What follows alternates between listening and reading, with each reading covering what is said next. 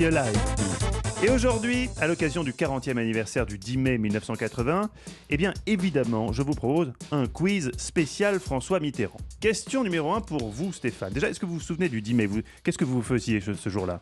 Le 10 mai, j'étais dans la rue, je dois avouer, pour célébrer avec mes camarades du lycée la victoire de... Vous étiez content, c'était une belle journée pour vous. J'étais plutôt content. Mon frère, moi, je ne peux pas le balancer, mais c'est fait. Moi, j'étais content. Et c'est la première fois que j'ai eu le droit d'aller à une manif, j'étais mineur. De pas beaucoup, hein. De pas beaucoup, oui. Ouais.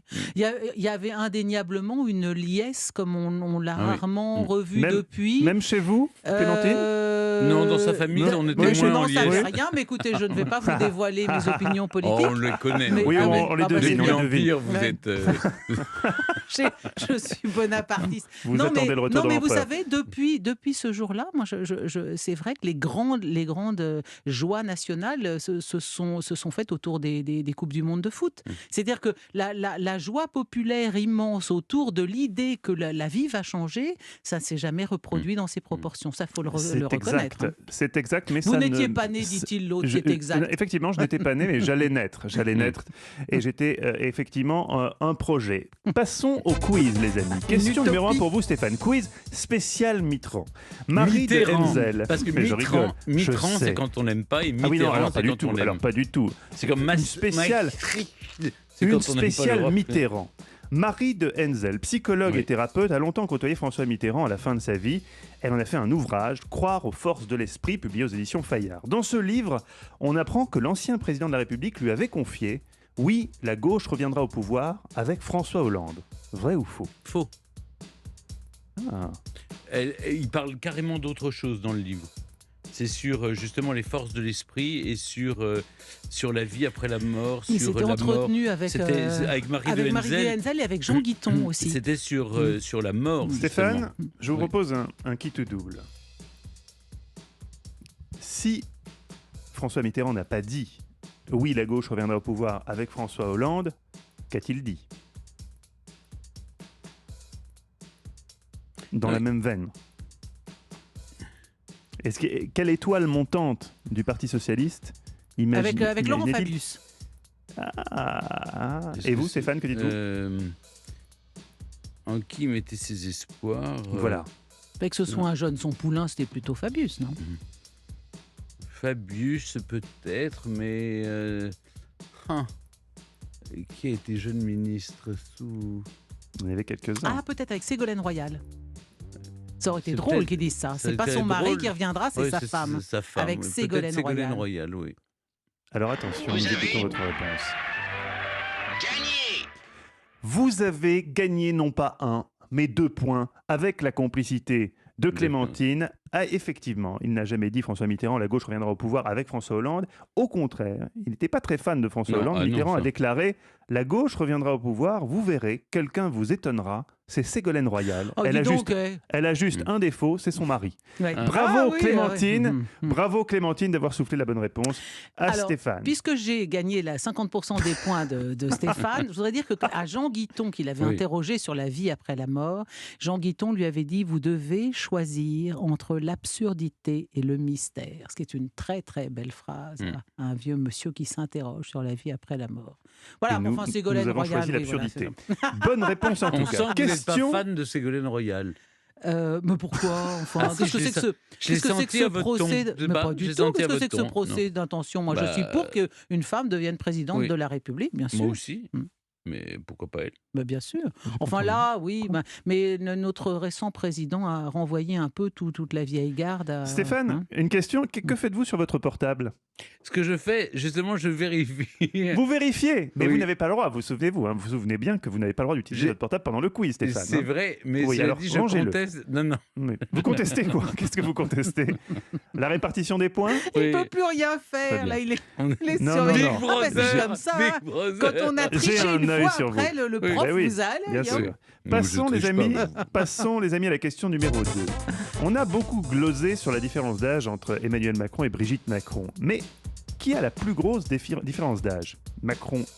Emmanuel Macron et Brigitte Macron, ou François Mitterrand et Anne Pinjot ? Clémentine, c'est pour vous. Ah oui, c'est pour moi.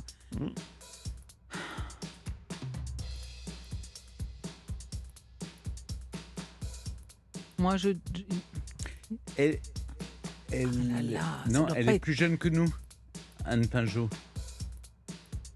Non. Mazarine a quand même largement 45 ans. Enfin, Stéphane. Selon Stéphane Bern, Non, Anne attendez. Pinjot serait Elle a- plus jeune que lui. Non, Mais mais, non, elle, a- mais elle non, a- mais non. elle doit avoir 60 ans. 60 ans, elle aurait eu... et Mazarine à 40 ans, elle l'aurait eu très jeune alors. Bah oui, bien sûr, c'est le principe. Alors, donc, et lui, quel âge avait-il? Bah, il est né en... Et entre Emmanuel Macron et il me semble qu'il y a 17 ans entre eux, non? Stéphane, vous ne connaissez pas la différence d'âge entre Emmanuel Macron et Brigitte? Si, je crois que c'est 21. C'est 21 ans. Est-ce qu'il y avait 21 ans entre François Mitterrand et... Elle était une amie de ses parents. Moi, je dirais qu'il y avait peut-être quand même un peu plus de différence d'âge entre Mitterrand et Anne Pinjot. Découvrons la réponse. Vous avez gagné. C'est une bonne réponse, Clémentine. François Mitterrand et Anne Pinjot avaient une plus grande différence Bien d'âge. Ils ont 27 ans de différence. Leur idylle commence en 1963. La future mère de Mazarine a alors 20 ans. Emmanuel et Brigitte ont 24 ans de différence. Ils se sont mariés en 2007, 15 ans après leur rencontre. Emmanuel avait 15 ans, mais intellectuellement, on lui en donnait 18, facilement. Question numéro 3 pour vous, Stéphane Bern. Quand on devient président de la République, on reçoit le grand collier de la Légion d'honneur des mains du grand chancelier de cet ordre. En 1981, le général Boissieu Le démissionne général de ses de fonctions. Boissieu a démissionné de ses fonctions pour ne Oui, pas c'était pas la avoir à question. remettre... Ah bon, C'est pas la et c'est question. pas Boissieu, c'est le général de C'est Boissieu. de Boissieu. Gendre Le du- gendre je du lui- le général genre du de Gaulle. général de Gaulle. Donc Je lui ayez ai un enlevé- peu de respect quand même. Je lui ai enlevé sa pour nos particule. institutions. Et il m'excusera probablement. Déjà parce qu'il est mort, probablement. Le général de Boissieu démissionne de ses fonctions pour ne pas avoir à faire ce geste protocolaire. Pourquoi ? Parce que Mitterrand avait été très proche quelques années auparavant de la future Madame de Boissieu. Est-ce vrai ou faux ? Non. Non, pas du tout. Ah, dans quel esprit malade a pu Êtes-vous bien germer cette renseigné ? question? Oui, absolument. Je suis bien renseigné parce que j'ai vécu cet épisode. Mais savez-vous pourquoi il a démissionné ? Il estimait que c'était contraire au...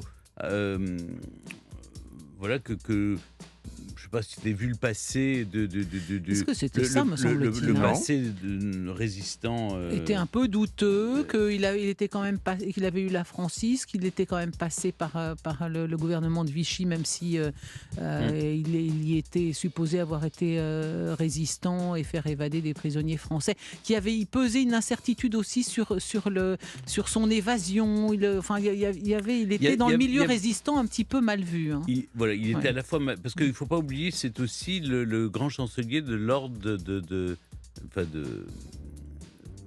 des ordres, hein. On dit l'ordre de la Légion d'honneur, mais c'est des ordres, y compris de la Croix de guerre, la Résistance. Et je crois c'était pas seulement une question du passé de François Mitterrand, il y avait aussi... Oui, vous brûlez. Il y avait aussi quelque chose, autre chose. Oui. C'était explique par rapport la à la démission guerre du avec général le de général Boissieu. de Gaulle. Oh, c'est pas loin, est-ce vous que c'est chauffez, pas vous brûlez. C'était Du coup d'État le permanent coup d'État ou permanent, c'est ça, à les cause de livres son de bouquin François Mitterrand sur De Gaulle. Alors là, c'est magnifique, c'est Vous avez- magnifique.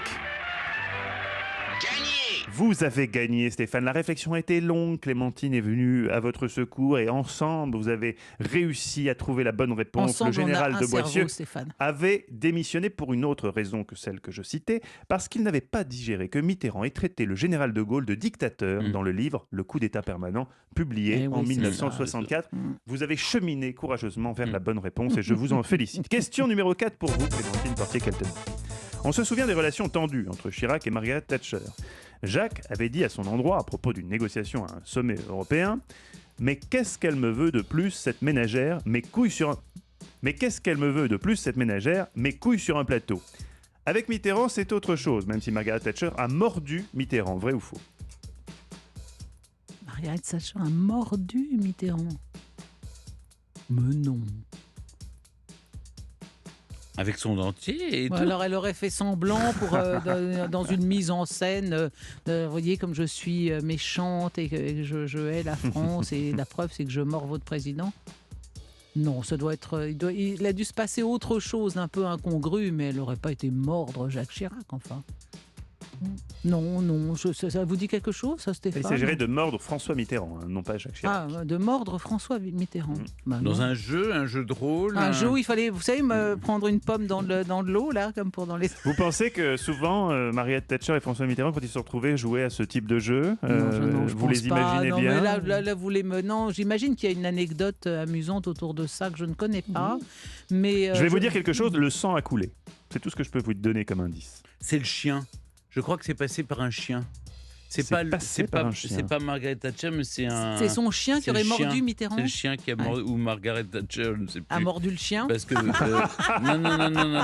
Mais il y a un labrador dans l'affaire. Dans l'équation. Alors, attendez, non, donc ça n'est pas Quelle est Margaret votre réponse, Thatcher. Alors, je Clémentine réponds non. Vous répondez. Vous avez gagné. Et vous avez raison. En revanche, pendant une rencontre en tête-à-tête entre Margaret et François dans les jardins de l'Élysée, les gardes du corps ont eu une petite frayeur, voyant revenir le président, la main en sang, tenu dans un mouchoir. Fort heureusement, c'était à cause du chien de la Dame de Fer et non de la Dame de Fer elle-même qui n'aurait jamais mordu François Mitterrand. Où en sommes-nous en termes de score, Stéphane? Oui. Décidément, on voit qui dirige cette émission puisque la régie me signale qu'ils ont accepté ma décision de vous donner 2 points sur la première question. Vous remportez donc le quiz Eh ben, c'est du haut jeu. la main. Eh ben, Bravo, vous n'avez 3-2. pas peur. Est-ce Non, que- mais est-ce c'est que une vous voulez pas- république bananière, Ouais. cette émission. Je C'est sais pas. scandaleux.